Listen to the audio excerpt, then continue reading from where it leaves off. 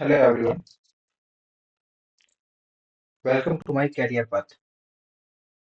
तो आज हम एसएसटी का जो रिवीजन सीरीज है वो नेक्स्ट कंटिन्यू करते हैं। हमने 20 तक 1 मार्क्स का जो था वो आपको कंप्लीट करवा दिए हैं। आप देख पा रहे होंगे यहाँ पर लैक ऑफ को इंसिडेंस जो था ये हमने करवा दिया था आपको।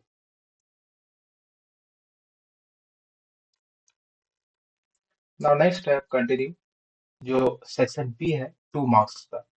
अब ऐसा ही एग्जाम में आपको देखने को मिलेगा।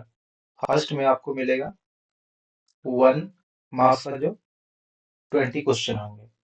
अब ऐसे ही आपको आंसर बहुत बारीकी से देना जो 20 मार्क्स में आउट ऑफ 20 आप उसे रिसीव करने का प्रयास करेंगे।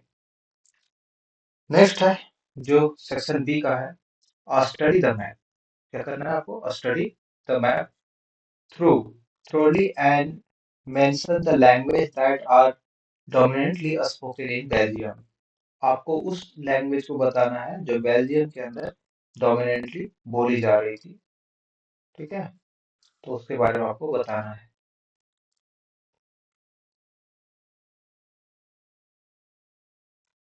तो आप देख पा रहे होंगे ये बेल्जियम का मैप है। ये 4 रीजन्स है, दिखाई दे रहा है आपको। इधर है आपका उरेनिया रीजन और ये हो गया ब्रसेल्स का पार्ट है जिसे उरेनिया हो गया आपका। क्या नाम था इसका? ये जर्मनी का पार्ट हो गया था।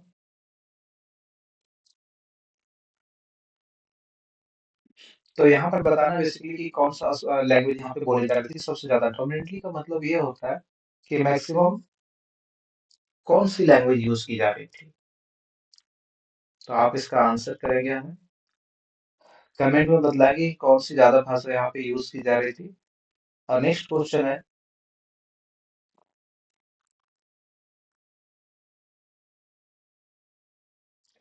Explain any 3 provision. 3 ऐसे रूल को बताना है जो ट्रीटी ऑफ वियना में बात की गई थी, साइन हुई थी। 1815 की बात है। ये 2 मार्क्स वाले सवाल हैं, ज्यादा बड़ा नहीं लिखना है। ये आई थिंक 30, हाँ, ये 30 वर्ड्स एवं लिखना है। ये 30 वर्ड्स होते हैं, उससे एवं भी लिखना है।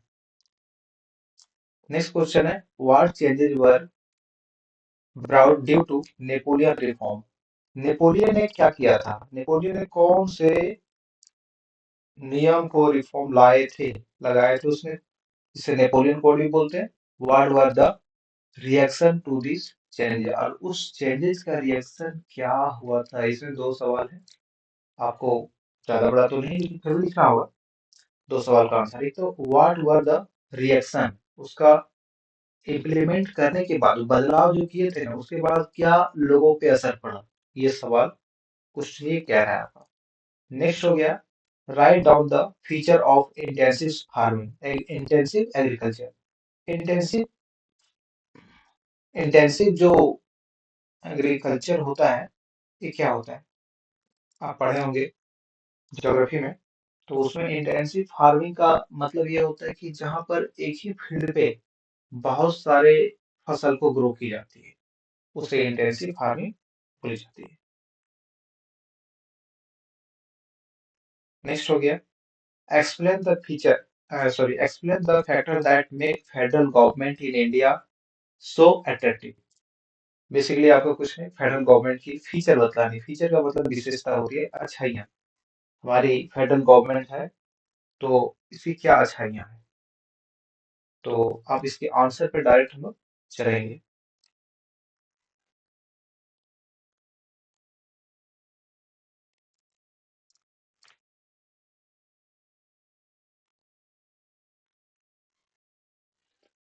फर्स्ट जो था आपका कि कौन सी बेल्जियम में डोमिनेंटली लैंग्वेज बोली जाती थी।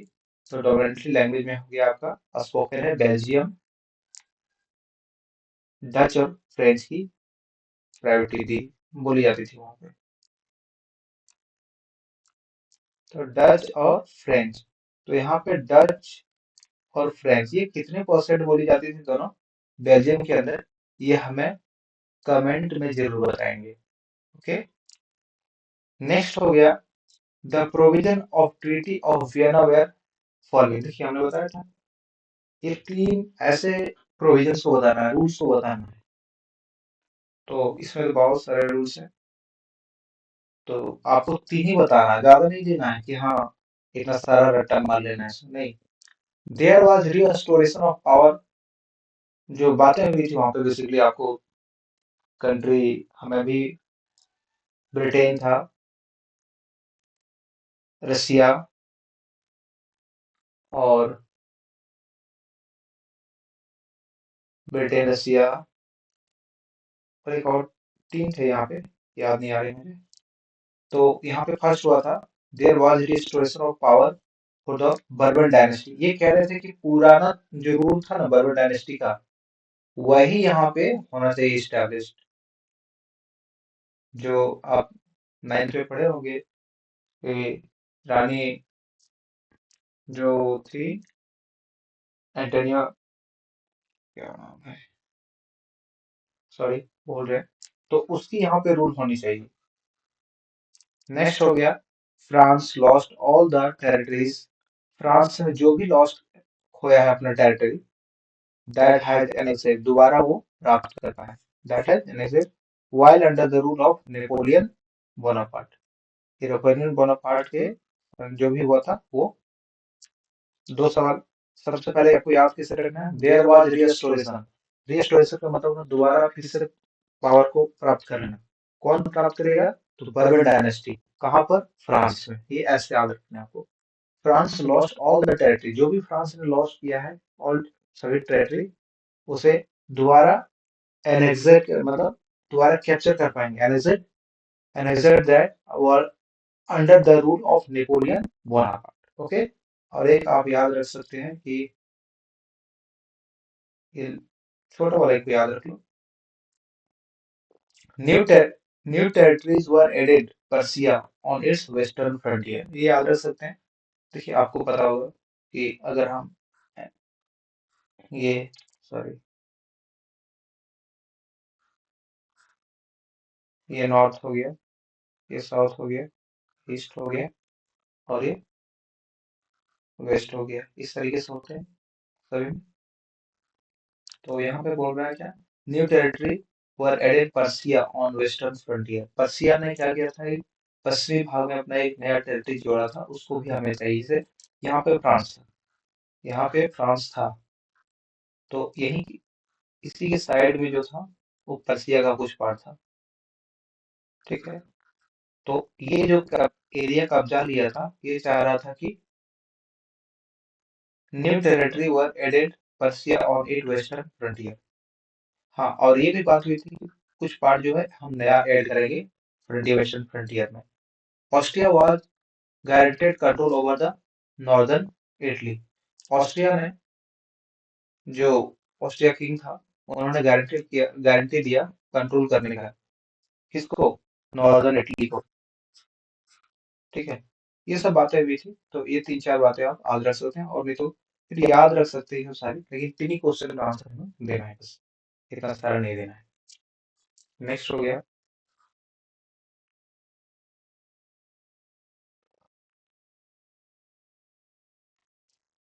अब नेपोलियन ने क्या क्या इंट्रोड्यूस किया था अपने प्रशासन व्यवस्था में, वो देखते हैं थोड़ा सा।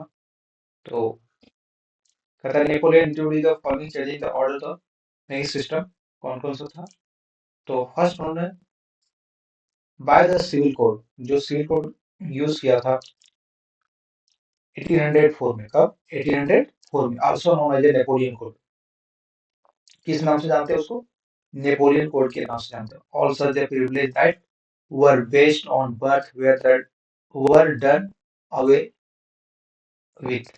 ये बोला था जितना भी नेपोलियन कोड होगा, वो पहले जो प्रिविलेज, जिसको पहले से राइट जो मिल चुका है, कहने मतलब जो हमारे, जैसे हमारे पूर्वज को जो मिल चुका है राइट, वही उसी के आधार पर होगा, जन्म के आधार पर होगा, बेस्ड ऑन बर्थ।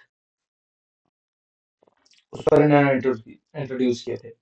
तो सिविल कोड जो था 1804 में 1804 में इंट्रोड्यूस किया गया था, जिसे नेपोलियन कोड के नाम से भी जानते हैं। फर्स्ट हो गया यहाँ पे, there was much more efficient administrative system. वो चाह रहे थे कि ज्यादा से ज्यादा इफेक्टिव बनाया जाए हमारी प्रशासनिक व्यवस्था को। थर्ड कहता था the right to property was secure. बहुत सारे व्यक्ति के पास जो था प्रॉपर्टी वो सिक्योर किया गया। बोला कि जिसके पास प्रॉपर्टी है वो सिक्योर हो गया, सुरक्षित है। फोर्थ कहता है एडमिनिस्ट्रेटिव डिवीजन वर सिंप्लीफाइड। और जो प्रशासनिक व्यवस्था था वो बहुत ही सिंप्लीफाइड कर दिया था। आपको पता होगा कि अबाउट 39 शायद था हमारे हिसाब से, जहाँ पे स्टेट्स में चल रहे थे अलग अलग करेंसी थे, जहाँ पे इन्होंने इम्प्लीमेंट कर दिया था और दो ही करेंसी रहने दिए थे। तो बहुत सिंप्लीफाइड कर दिया गया था। The federal system was abolish. Federal system क्या होता है आपको पढ़ाएंगे। फेडरल सिस्टम उसको बोलते हैं जो एक राजा है, ये किंग है, ठीक है।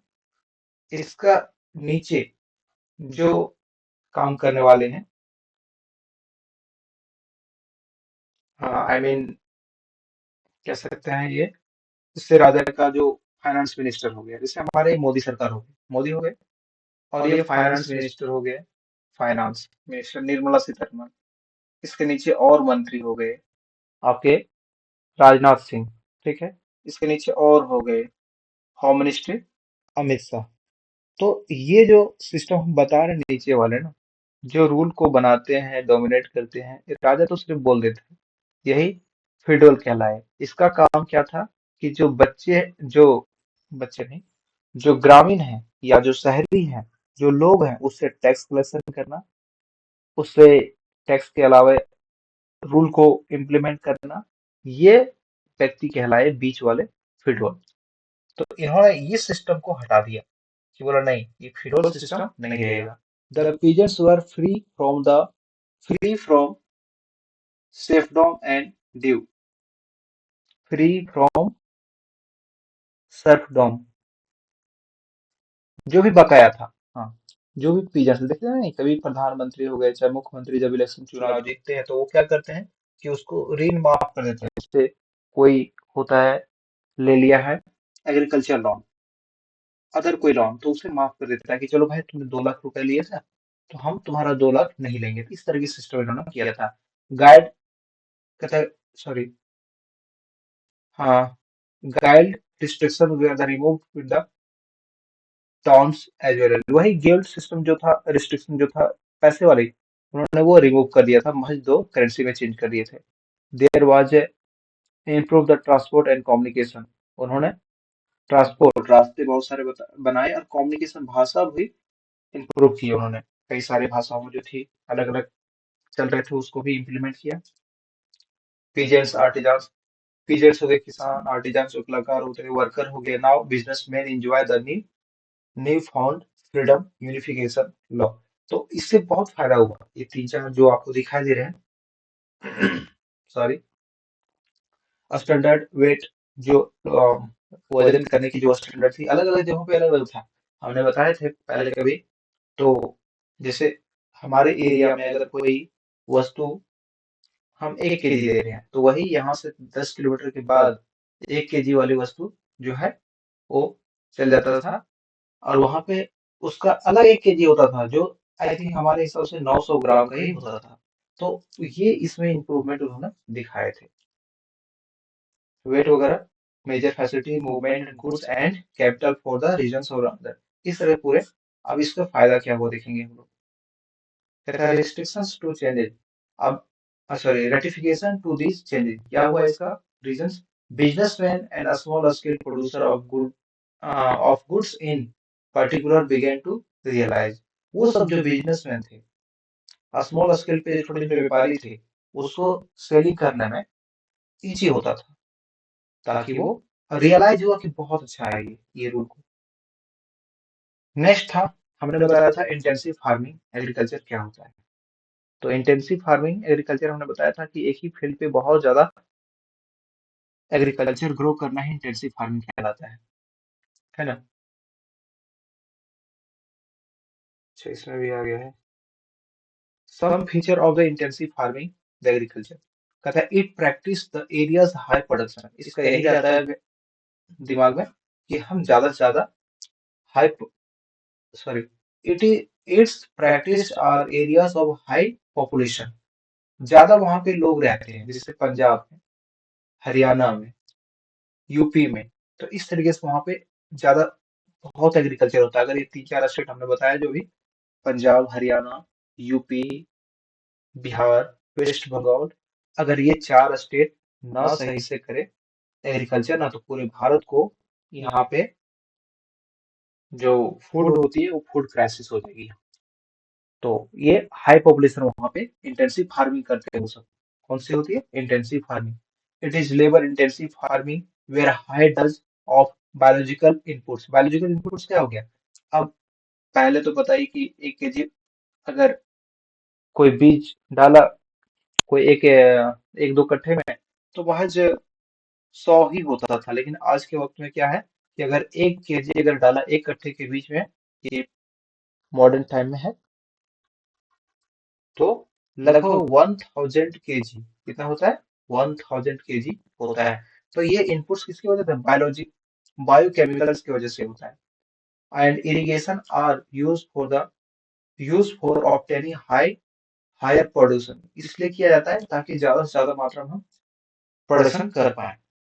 नेक्स्ट कहता है the right of inheritance leading division of land among the successive generation has rendered land holding size uneconomical. देखिए क्या हुआ कि जैसे जैसे हमारे इनहेरिटेंस मतलब वंशज बढ़ते गए, वैसे वैसे डिवीजन होता गया खेत, हमारे जितने सारे लैंड था उसको, यानी खेतों का। कहता है successive generations has rendered and holding size uneconomical। जो भी अनइकोनॉमिकल था हमारे पास, जैसे बहुत सारे जंगल वाले एरिया जो फॉरेस्ट वाले थे, उसको क्या किया गया? उसको कटाई करके उसको एक फर्टाइल जो होता है लैंड वो बनाया गया। The farmer continue to make maximum output from the limited land on the absence of the alternative sources। उसके पास ज्यादा alternative, sorry, absence of alternative, जो भी रिसोर्स था उसी पे वो अपना मैक्सिमम आउटपुट लेने का प्रयास किया उस लैंड से। कहता है दस the enormous pressure and agriculture land. इस प्रकार हम कह सकते हैं कि इन जमीनों पे, खेतों पे बहुत ज्यादा प्रेशर पड़ गया, जिसकी वजह से आज बिना फर्टिलिटी डाले बिना नहीं हो सकती कुछ। तो इसीलिए उसमें उसको यूरिया डालने की वजह से क्या होता है कि वो ज्यादा से ज्यादा मात्रा में ग्रो करता है। तो आप कैसे याद रखेंगे? It practice in the area the high population. ये वहां पे प्रैक्टिस किया गया, मतलब बेसिकली लोग रहने लगे ज्यादा संख्या में। Lot of farmer are used for the biochemical inputs in irrigation and obtaining high production। ये याद रख सकते हैं। And when the inheritance of divisions, जब हमारा इनहेरिटेंस मतलब जब जनसंख्या बढ़ी, तो लोगों ने क्या किया? जो अनकल्टिवेटेड लैंड था उसको कल्टिवेटेड लैंड बनाया गया। खुद से भी लिख सकते हैं इसको, और याद रखना नहीं कि हाँ भाई इसी को हम याद करेंगे, ऐसे नहीं, अपने भी दिमाग से लिख सकते हैं ताकि आप मैक्सिमम स्कोर कर पाए। और यहाँ पे आपको मैक्सिमम, आप देख पा रहे हैं, मैक्सिमम आउटपुट प्राप्त करने के लिए absence of the alternative resources को उन्होंने बढ़ाया। नेक्स्ट है, बस 2 मार्क्स से उतना ही ठीक है, इधर भी याद रख करते हैं। It is a practice by majority of farmer in country. ये भी अभ्यास किया गया कि उस समय आज भी भारत का अगर है 100%, हमारा अगर 100 लोग हैं तो उसमें लगभग 52% या 54% देखने को मिलता है कि एग्रीकल्चर में ही जुड़े हुए हैं, 52% के आसपास। कहता है it is characterised by a small and scattered land holding and use primitive tools. बहुत सारे प्रिमिटिव टूल्स को यूज किया गया, मतलब ये हटाया गया। प्रिमिटिव टूल्स क्या होता है? जो एंशियंट टाइम में, जैसे बहुत सारे हाथों से बनी, जो कहने का मतलब हुआ कि जो पहले जो एंशियंट टाइम में यूज होते थे, हल्का, वो चीज को हटाया गया और नए नए मॉडर्न टूल्स को यूज किया गया स्मॉल लैंड पे या फिर अदर जगहों पे। Most of the food production consumed by farmer and their family. अब इस तरीके से क्या हुआ कि बहुत सारे फार्मर जो है फूड का कंजम्पशन जो करते हैं खाते हैं, वो सभी अपने फैमिलीज को दे पाते। पहले लोग भूखे मरते थे। 1916 की बात है अबाउट, आपको याद होगा या तो पढ़े होंगे कहीं, जहां पर अमेरिका से हमारा इंडिया ने खुद का मैच नहीं था, मतलब हमारे देश में खाना तो था नहीं उसमें बचा हुआ। तो 1969 1964 यानी जिस वक्त 1964 के आसपास की बात है, जिस समय हमारे कंट्री के प्रधानमंत्री थे लाल बहादुर शास्त्री, उन्होंने अमेरिका से मैच को मक्का को मंगवाया था, लेकिन अमेरिका ने मुंबई पर पहुंचने से पहले ही फिर वापस ले गया।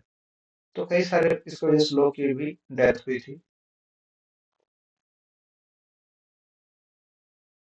ये कौन सा क्वेश्चन था? India is a vast country, there the many state bigger than the in Europe, soon after the independence country union state is, अच्छा फेडरलिज्म। ये क्वेश्चन था लास्ट का, आप देखे होंगे कहाँ पे क्वेश्चन।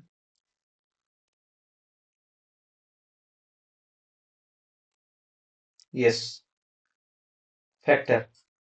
ये फैक्टर कौन से थे ये पूछ रहा था। Federalism government of India attractive बनाता है, ठीक है। तो वही है क्वेश्चन।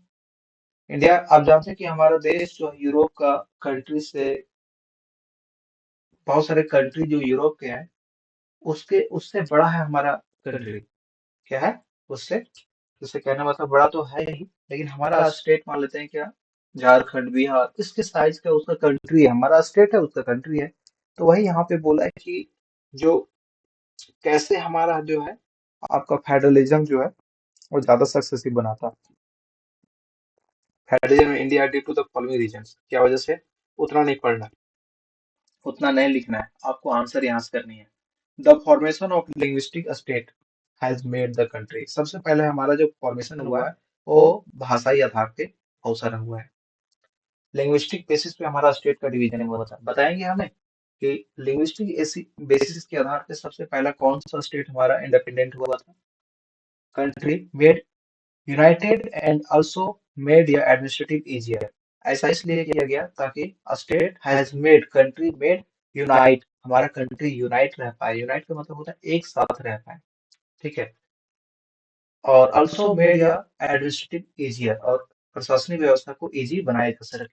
दूसरी बात है मोबिलाइजेशन। मोबिलाइजेशन मतलब भीड़ भाड़, इतनी ज्यादा जनसंख्या है, आज भी बोली जाती है कि भारत को वर्ल्ड की डाइवर्सिटी कंट्री के नाम से जाना जाता है, क्योंकि इतनी ज्यादा यहाँ पे भाषाएं हैं, लैंग्वेज है, कल्चर है, जिसकी वजह से ये काफी ज्यादा डिफरेंसेस दिखता है, लेकिन फिर भी साथ में लोग रहते हैं। Flexibility of the following the language policy, यहाँ की फ्लेक्सिबिलिटी अलग अलग है। अब कर्नाटका वाले को अगर, या तो तमिल वाले को बोला जाए कि हिंदी बोलिए, शायद वो नहीं बोल पाते हैं, लेकिन फिर भी वो, हम लोग रहते हैं साथ में, उनकी भाषा को हम समझते हैं, हमारी भाषा को वो समझते हैं, और कोई भाषा के बेसिस पे।